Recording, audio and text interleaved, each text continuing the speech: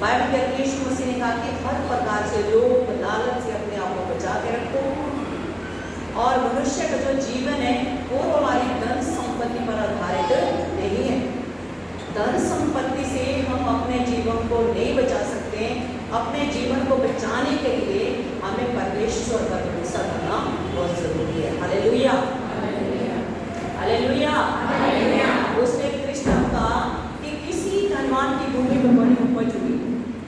तब वह अपने मन में विचार करके कहने लगा, मैं क्या करूं, क्योंकि मेरी यहाँ जगह नहीं है जहाँ अपनी उपज इत्यादि में रखूं।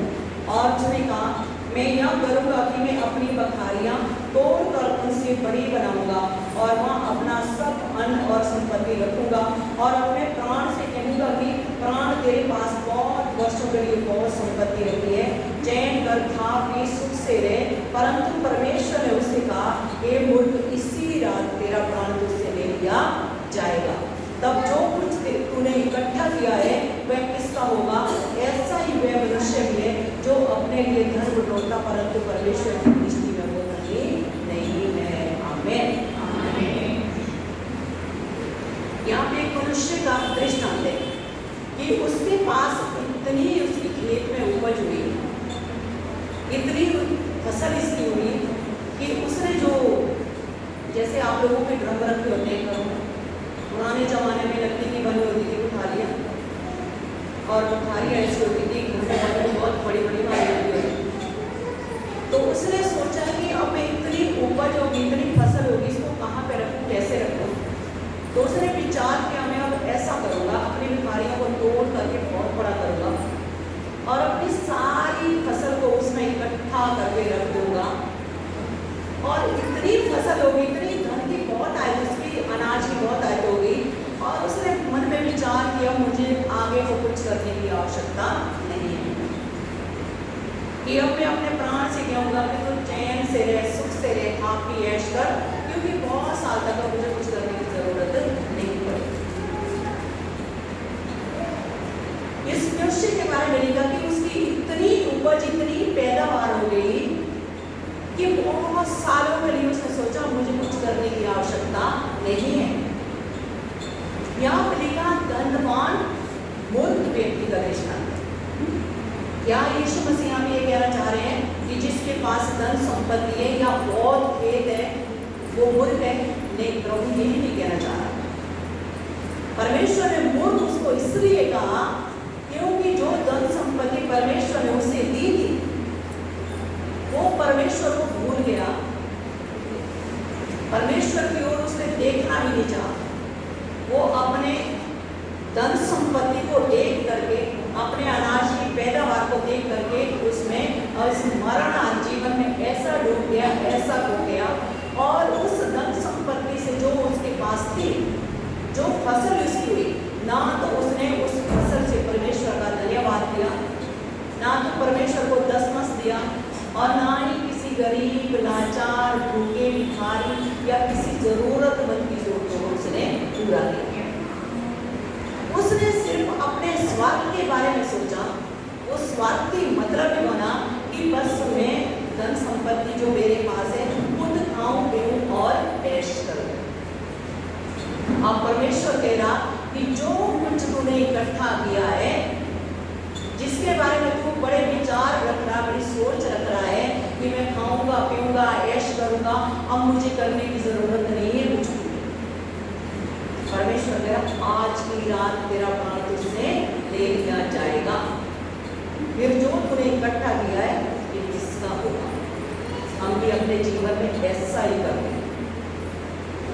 संडे छोड़ के, कभी अगर स्पेशल डे की कोई प्रार्थना रखी है हमने साल में एक बार, उसको छोड़ के दंड बटोरने में रख जाते हैं। परमेश्वर को भूल जाते हैं, छोड़ देते हैं, और याद आई तो आई, धन्यवाद हुआ तो हुआ, दान दिया तो दिया, दशमस दिया तो दिया, और किसी को कोई भिखारी या जरूरतमंद हमारे पड़ोस में भूखा प्यासा कोई व्यक्ति है, या कैसे हम कोई विधवा है, कोई गरीब है, उसको भी देना नहीं चाह, बस हम अपने बटोरने में लगे पड़े। कैसे लगे हैं? बटोरने में।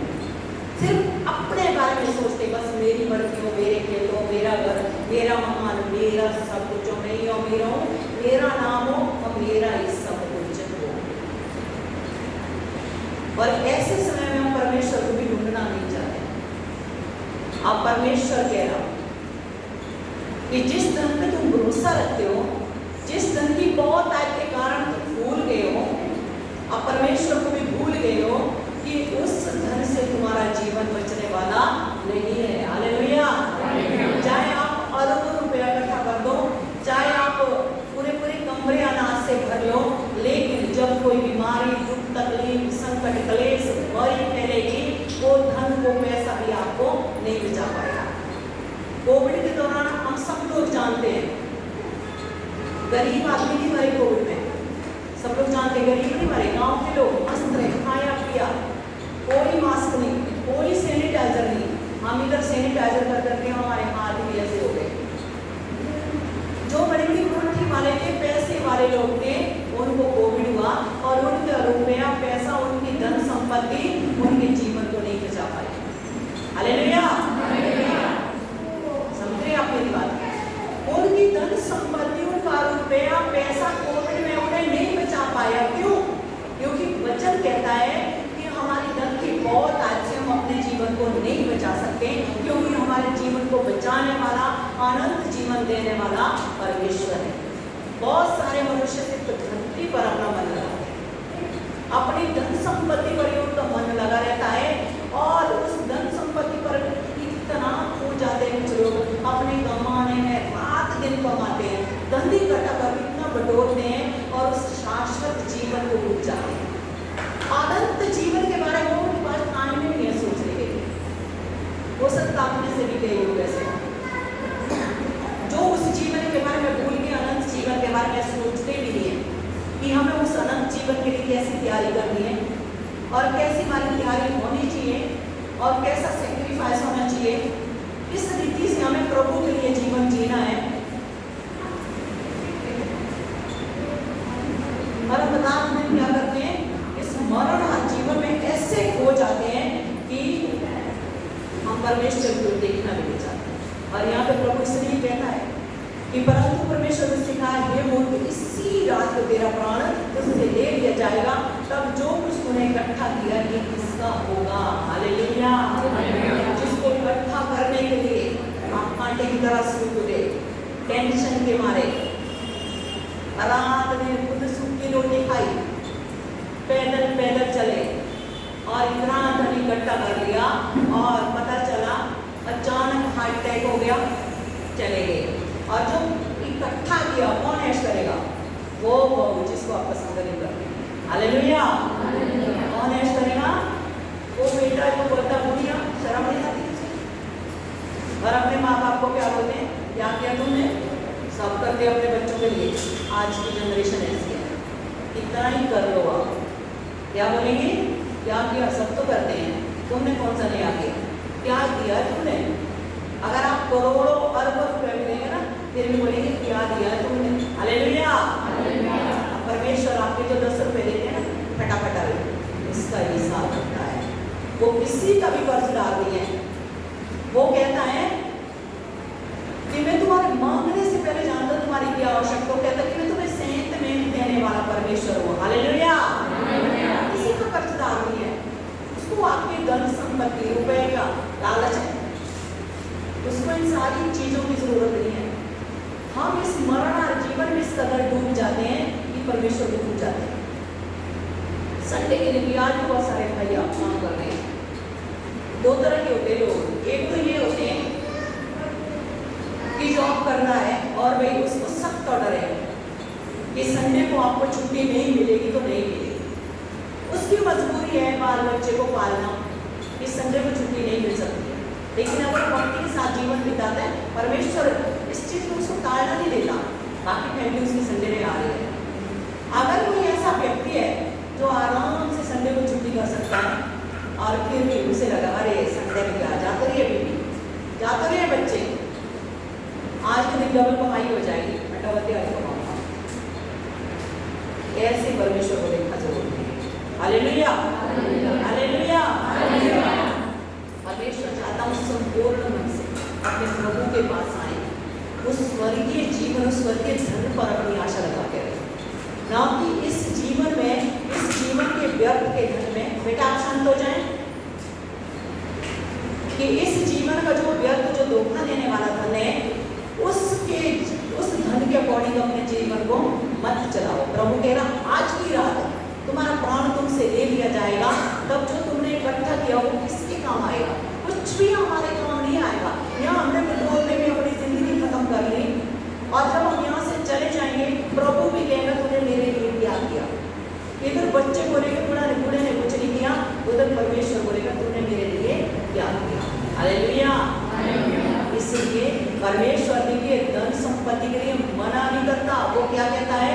व्यवस्था 28 में उसने कहा है मैंने तुझे पूंछ नहीं सर ठहराया और तू सब जातियों से अधिक श्रेष्ठ होगा। परमेश्वर कहता है अपने धन की महिमा की भंडार से तुम्हारी हर एक कमी घटी जरूरतों को पूरा करूंगा। सुलेमान के बारे में आपने पढ़ा है। समुपदेशक में जब आप उसके बारे में पढ़ोगे, समुपदेशक में साथ एक वचन निकाले, आप 6 वचन निकाले।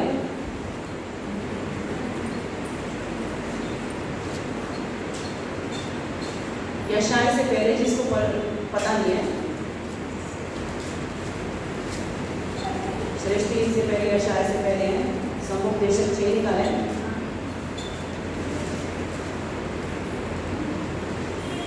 यहाँ पे लिखा है 6 के 7 में मनुष्य का सारा परिश्रम उसके पेट के लिए होता है तो भी उसका मन नहीं भरता। हालेलुया। क्या कह रहा है यहाँ पे सुलेमान वो राजा, इजराइल का राजा जो बुद्धि से परिपूर्ण था, जिसने परमेश्वर से सिर्फ बुद्धि मांगी थी इजराइल पर शासन करने के लिए। आज परमेश्वर ने बुद्धि के साथ साथ उसको सब कुछ दिया। इतनी धन संपत्ति दी इस पृथ्वी पर उससे जैसा अमीर व्यक्ति आज तक कोई नहीं है, बुद्धिमान और अमीर। दूर दूर से लोग उसके राज्य के वैभव को देखने के लिए आते थे और वो व्यक्ति जिसके पास सब कुछ था, जिसने पूरा महल सोने का बना लिया था, वो व्यक्ति क्या कह रहा? मनुष्य का सारा परिश्रम उसके पेट के लिए होता है, इसलिए मेहनत करती। क्या चाहिए हमें? मनुष्य को क्या चाहिए होते? रोटी, कपड़ा और मकान। 3 चीजों के लिए, रोटी, कपड़ा, मकान के लिए पूरे रात दिन घोड़े गधे की तरह काम करता है मनुष्य। और सुलेमान क्या कहता? मनुष्य का सारा परिश्रम उसके पेट के लिए होता तो भी उसका मन नहीं भरता। हालेलुया। उसके पास जो होता है वो उससे संतुष्ट नहीं होता। आप कितना ही धन संपत्ति इकट्ठी कर लो लेकिन कभी सेटिस्फाई नहीं होगा, संतुष्टि आपके अंदर नहीं आएगी। क्यों? और चाहिए। मनुष्य का जो जीवन है वो कैसा है? मनुष्य, बाइबल कहती है कि मनुष्य सिर्फ ओढ़ना जानता है। ओढ़ते रहो, पहनते रहो, उतारना नहीं जानता। और परमेश्वर क्या चाहता है कि इतना होने की वजह में क्या कहता है सुलेमान कि हे परमेश्वर, ना तो तू मुझे इतना धन दे कि उस धन की बढ़ती के कारण मैं तुझे भूल जाऊं, और ना ही तू मुझे इतना निर्धन बना कि मैं चोरी चकारी करके अपने पेट को भरूं और तेरी बदनामी हो जाए। हालेलुया। क्या कह रहा सुलेमान?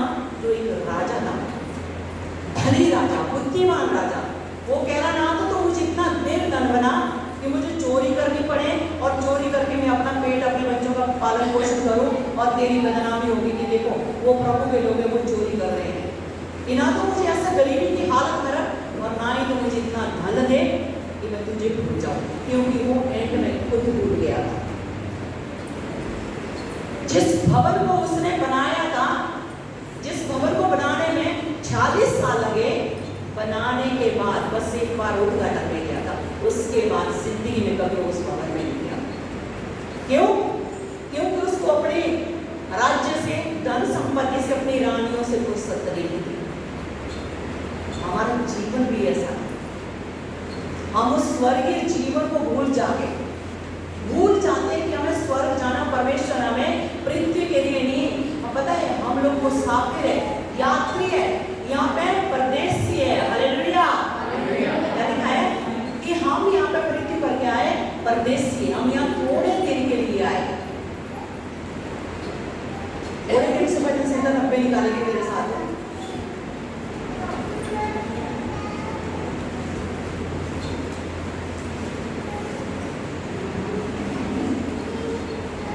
90 कम 10 पड़ेंगे। यहाँ पे लिखा है हमारी आयु के वर्ष 70 तो होते हैं और चाहे बल के कारण 80 वर्ष भी हो जाए तो भी उनका घमंड केवल कष्ट और शोक ही शोक है।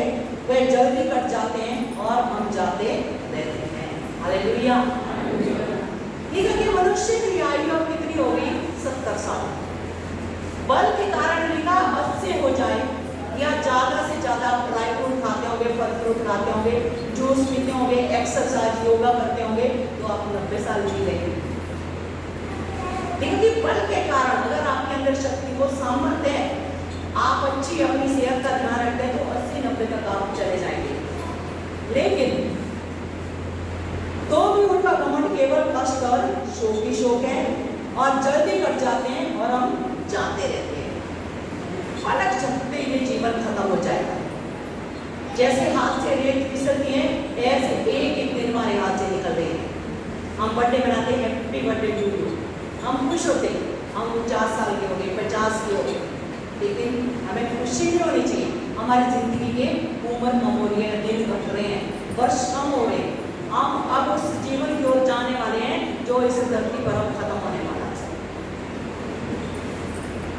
तो अब इस जीवन में, इस मरणहार जीवन में हम इतने वक्त हो जाएं कि हम अपने परमेश्वर को भूल जाएं। फिर आगे को ढूंढने में लगे रहें और परमेश्वर को हमने कैसे खुश करना, उसकी आराधना प्रार्थना छोड़ करके हम ढूंढने में लगे। परमेश्वर ऐसे धन संपत्ति के लिए मना करता है। लेकिन आप अमीर हो जाओ, परमेश्वर को खुशी होती है, लेकिन अमीरी के साथ, पैसों के साथ, नौकरी के साथ है, अच्छी जिंदगी जीने के साथ वो चाहता है कि उस परमेश्वर का निरंतर धन्यवाद करते हैं। हालेलुया।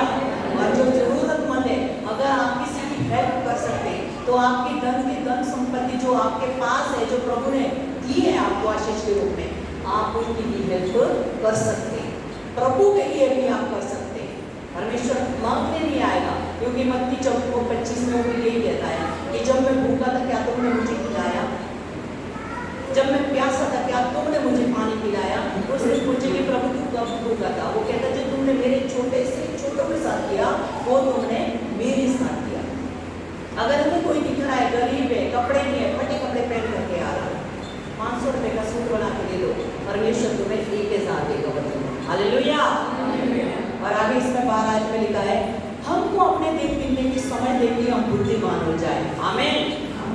हम मनुष्य को क्या लगता है, कुछ लोग तो ऐसा जीवन जीते हैं उन्हें लगता कि हम यहाँ से कभी जाने वाले है ही नहीं है। हालेलुया। कैसा लगता है कि हम कभी यहाँ से जाने वाले है ही नहीं।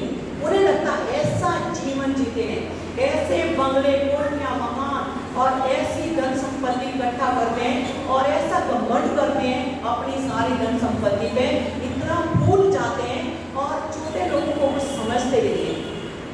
उन्हें लगता है, क्या लगता है कि हम तो हमेशा यहीं रहेंगे। और बाइबल क्या कहते हैं?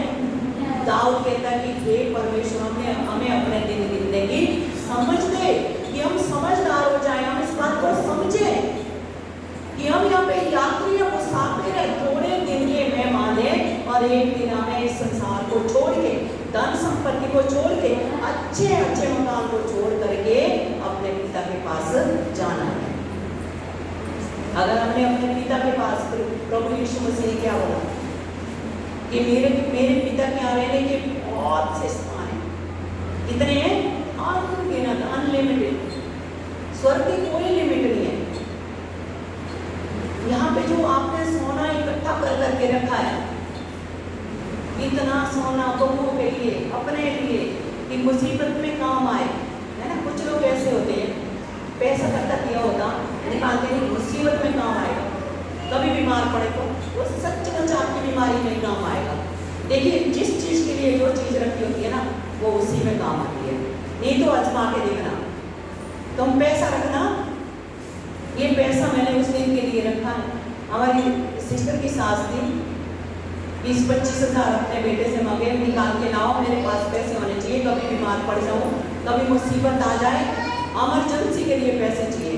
और कुछ ही देर बाद इमरजेंसी आ गई, पूरे 25 हज़ार लग गए। जिस चीज के लिए आपने रखे होंगे वो उसी में जाएंगे। इसलिए प्रभु ने क्या बोला है, पृथ्वी पर इकट्ठा मत करो। हालेलुया। उसे बिगाड़ने के लिए शैतान बैठा है, वो जानता वो कैसे बिगाड़ना है। और हमारे धन की बहुत आज से हमारा जीवन चलने वाला नहीं है। जब हाट में बढ़ते हैं ना, तो जो गेहूं के ड्रम भरे होते हैं ना, भरे के भरे रहते हैं, एक निवाला भी मुंह पे नहीं जाता, बस बोतल से जाता है, पानी पानी अंदर, कुछ मुंह पे नहीं जाता है। उस दिन तो बस आवाज़ें निकलती नहीं, तब तो आंखों से प्रभु तू जाने, और वो देखता भी नहीं है। उस दिन जिंदगी भर तो तुमने कमाने में अपना समय गवाया, परमेश्वर को धन्यवाद भी नहीं करना चाहते, संडे के दिन चर्च में भी नहीं आना चाहते, उससे प्रार्थना में नहीं करना चाहते।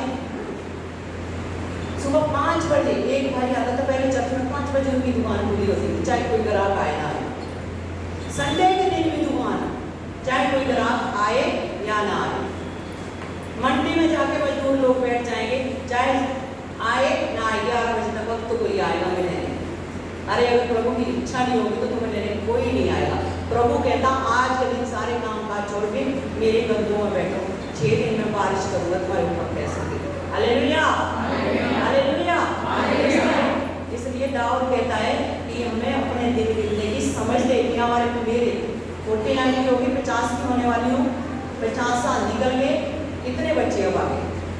मैं तो प्रभु से 50 साल और एंजॉय काम कर रही हूँ तो बहुत काम होगा। आगे का जो टाइम है जो बढ़ रहा है उसमें हम कुछ नहीं कर पाएंगे जो इस समय हम कर सकते हैं प्रभु के लिए। Hallelujah, hallelujah, hallelujah. परमेश्वर की नजर में धनी वो मनुष्य नहीं है जिसके पास बहुत सारे पैसे हैं, या बैंक में करोड़ों रुपए आए, या आलीशान बंगला है। परमेश्वर की नजर में वो धनी है जो यहोवा का भय मानता है। आमीन, आमीन। आप पर जाके यशाया 33 में पढ़ सकते हैं। यहोवा का भय मानने वाले परमेश्वर की नजर में कैसा मनुष्य है, धनी मनुष्य है। पहला तीमुथियुस निकालेंगे मेरे साथ, पहला तीमुथियुस 1:17 में लिखा है, इस संसार के धनवानों को आज्ञा देंगे अभिमानी ना हो और चंचल धन पर आशा न रखें, परंतु परमेश्वर पर जो हमारे सुख के लिए सब कुछ बहुत आज से देता है। हालेलुया। क्या लिखा है कि इस संसार के धनवानों से क्या हो कि अभिमानी ना हो और चंचल धन पर आशा ना रखे। चंचल धन जो कभी भी हाथ से निकल जाएगा। आज देखिए करके जिसके हम पहले देखो तो एक चीज ध्यान से सुने। हालेलुया। यहाँ बहुत सी जवान बहनें बड़ी हैं, अभी शादीशुदा है, जिनके बच्चे का एक आध बच्चा है। मैंने अपने यहाँ इंडिया में, खासकर मैंने यूपी में बात देखी, मेरे यहाँ भी ये बात है।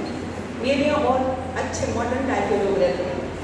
5 लड़कियाँ हो जाए कोई दिक्कत नहीं है, पहली लड़की हो जाए बहुत खुशी मनाते हैं, 3 लड़कियाँ हैं बहुत आनंद देते, 2 है आनंद देते। यहाँ पे मैंने एक चीज़ देखी है, अगर एक लड़का है उसके बाद दूसरा भी लड़का चाहिए, जमीन भले कुछ ना हो, लड़का 2 चाहिए।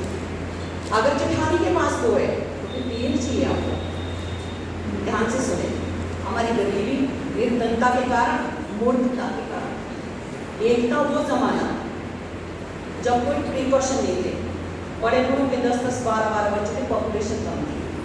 आज इतनी पॉपुलेशन हो गई है कि आज एक बच्चा पालना बहुत मुश्किल है।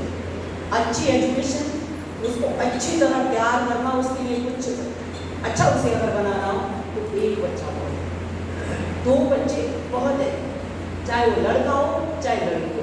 अगर हम मसीह लोग, अगर हम विश्वासी लोग, अगर हम क्रिश्चियन लोग इस बात में फर्क नहीं समझेंगे तो कौन समझेगा।